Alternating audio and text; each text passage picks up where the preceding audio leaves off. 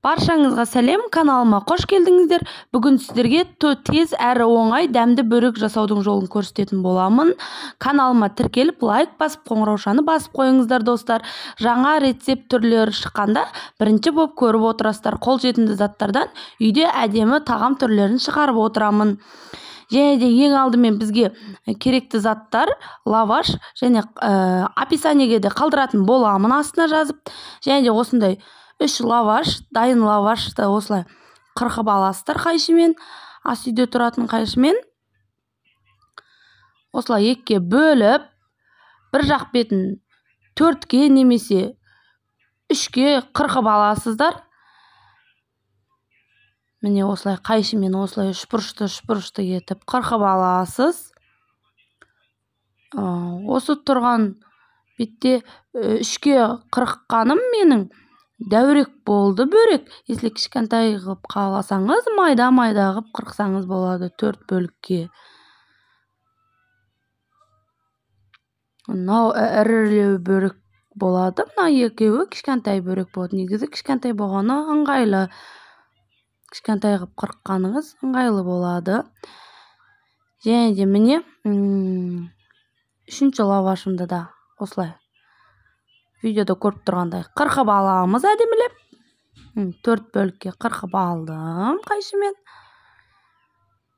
Енді ортасына осылай сметанный твердый сыр қолдандым мен. Осы сыр жақсы ериді. Бағасы да өте тиімді. Және де осылай ұзынша етіп жақсылап бөліп аламыз. Видеода көріп тұрғандарыңыздай. Кішкене мұздатқышқа сәл қатырып алсаңыздар, тез әдемі бөлінеді сыр.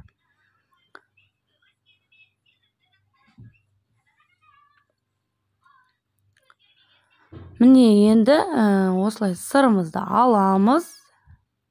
Өзіңіз білесіз, осылай кішкене сыр қоссаңыздар да болады, 2 сырды орап қоссаңыздар да болады. Және осылай жақсылап орап, осылай тарелкаға салып, бірінші орап бөректі жинап аламыз әдемілеп қыздар. Міне видеода көріп тұрғандарыңыздай жасайсыздар. Ұшын, жаңағы үшбұрышты бөректің ең ораған ұшын астыңғы жағына қарай жібересіздер. Видеода көріп тұрсыздар ғой, астыңғы жағына қарай жібересіздер. Сол кезде бөректеріңіз ашылып кетпейді. Осылай жақсылап орап аламыз видеода көріп тұрғандарыңыздай.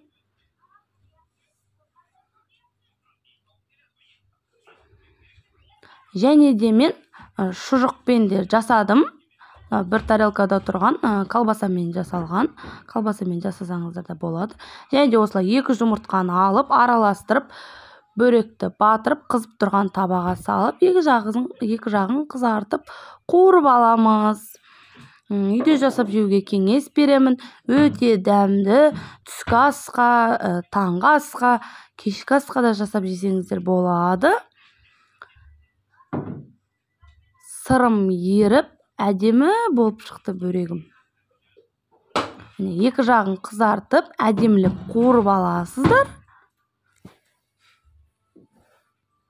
Міне видеода көріп тұрғандарыңыздай жақсылап сүзіп, салфетканың үстіне қоясыздар. Сол кезде майы сорғып, әдемі бөрек болып шығады.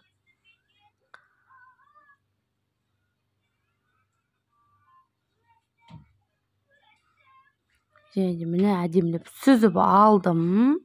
Сәл майын кішкене майдан ажыраған күтесіздер кішкене, содан кейін міне салфеткаға салып алдым. Біріншісі шұжықпен жасалған, екіншісі сырмен, видеода көріп тұрғандарыңыздай. Қызарып, хрустящий әдемі бөрек болып шықты. Жұмыртқаға батырып пісіргендеріңіз өте дәмді болады негізі. Жұмыртқаға бөректі лавашты жұмыртқаға батырып